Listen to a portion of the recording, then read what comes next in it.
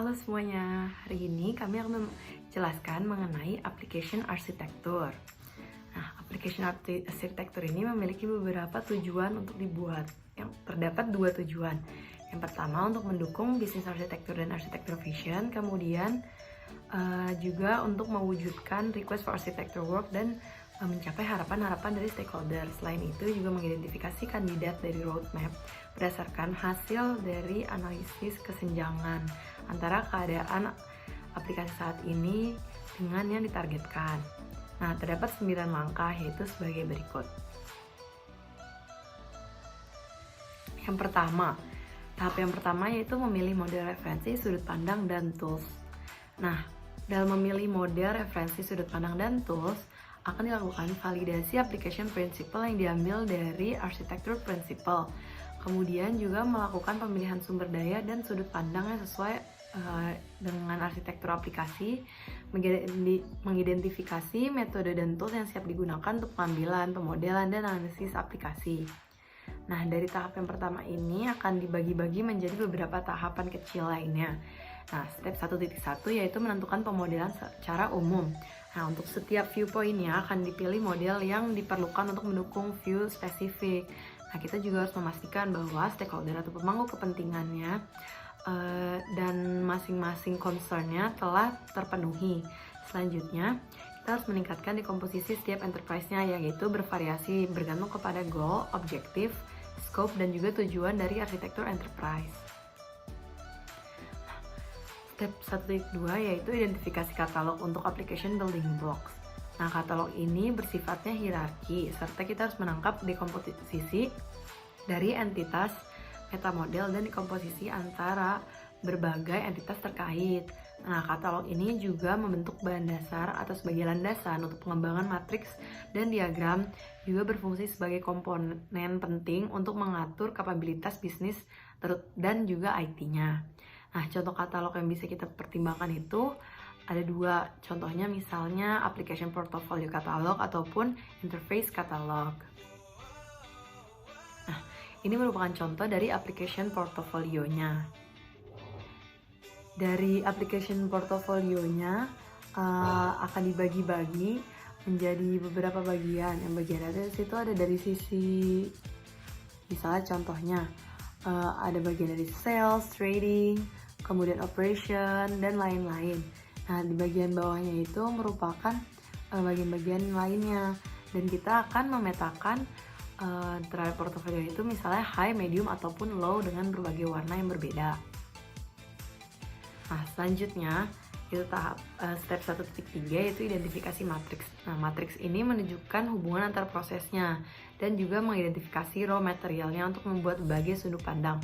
Nah, di sini ada 4 matriks yang dapat dikonsiderasi dalam pembuatan arsitektur aplikasi, yaitu seperti contohnya ada organization matrix, kemudian role matrix, application interaction matrix, dan juga function matrix yang dapat dilihat pada layar.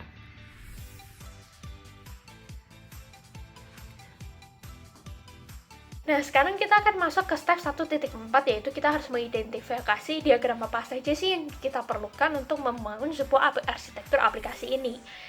Jadi diagram ini sebenarnya memberikan informasi secara ringkas dari berbagai sudut pandang.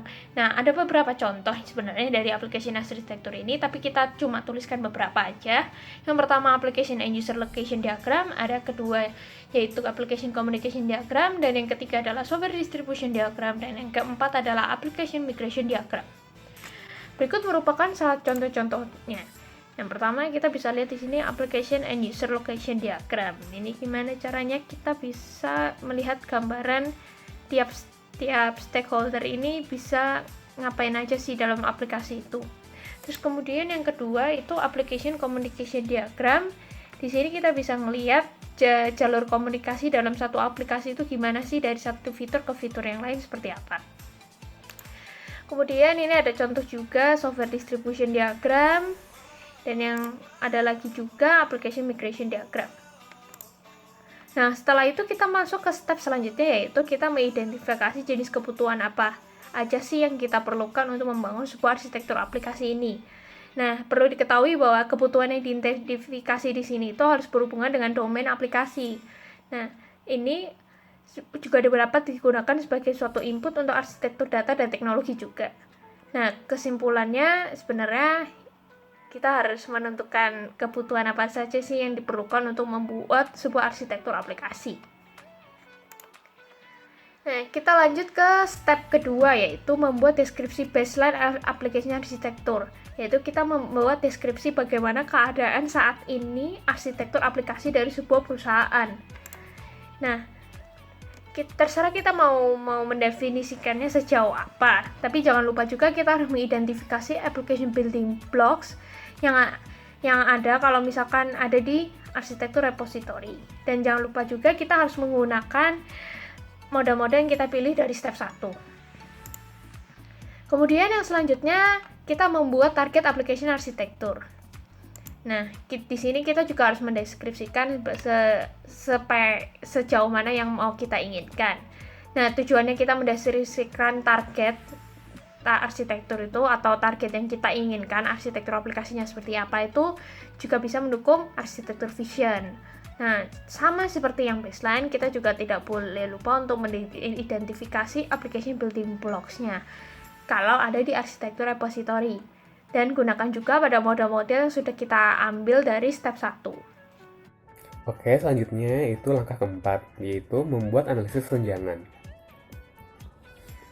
Pada tahapan ini, kita harus melakukan validasi pada arsitektur, terutama dilihat dari sudut pandang berbeda antar stakeholder.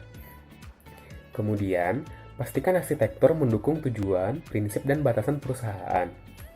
Kemudian, identifikasi apakah requirement lengkap atau tidak, dan identifikasi gap antara baseline dengan target.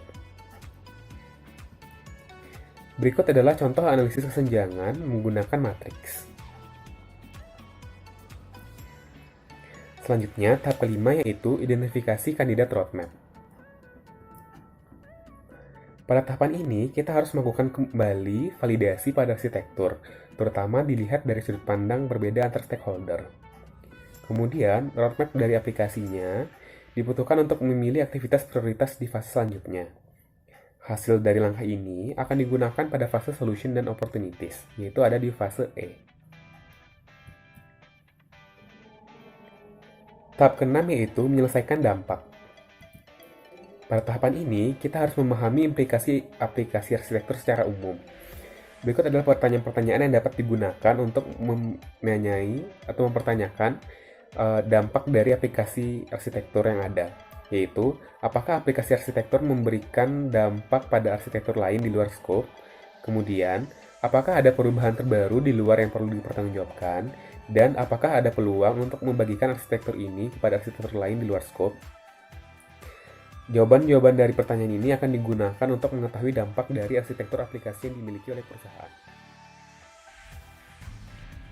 Nah, selanjutnya pada langkah ke-7 kita akan melakukan review pada stakeholder. Terdapat beberapa tahapan di dalamnya. Yang pertama adalah mengecek tujuan awal dari proyek arsitektur dan statement of architecture work terhadap arsitektur aplikasi yang diajukan. Yang kedua adalah melakukan analisis dampak untuk mengidentifikasi area di mana arsitektur bisnis perlu diubah untuk menyesuaikan perubahan pada arsitektur aplikasi. Yang ketiga adalah mengidentifikasi batasan pada arsitektur teknologi yang akan didesain dan memperbaiki arsitektur aplikasi yang diajukan jika diperlukan.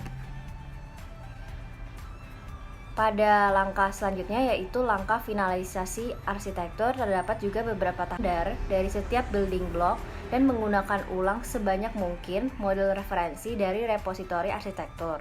Yang kedua adalah melengkapi dokumentasi dengan mendokumentasikan semua building block. Yang ketiga, melakukan pengecekan ulang terhadap seluruh arsitektur terhadap keperluan bisnis. Yang keempat, melakukan pemetaan final pada arsitektur repository dari building blocks yang akan dipilih. Dan tentukan yang mana yang akan digunakan kembali lalu didokumentasikan dalam repositori arsitektur. Yang kelima adalah menyelesaikan seluruh hasil kerja, seperti contohnya analisis kesenjangan. Langkah ke-9 adalah membuat arsitektur definition document. 2 tahapan utama. Yang pertama adalah mendokumentasikan rasionalisasi untuk keputusan building block pada dokumen definisi arsitektur. Dan yang kedua, menyiapkan bagian arsitektur aplikasi pada dokumen definisi arsitektur. Nah, sekian dari cara pembuatan application arsitektur. Terima kasih.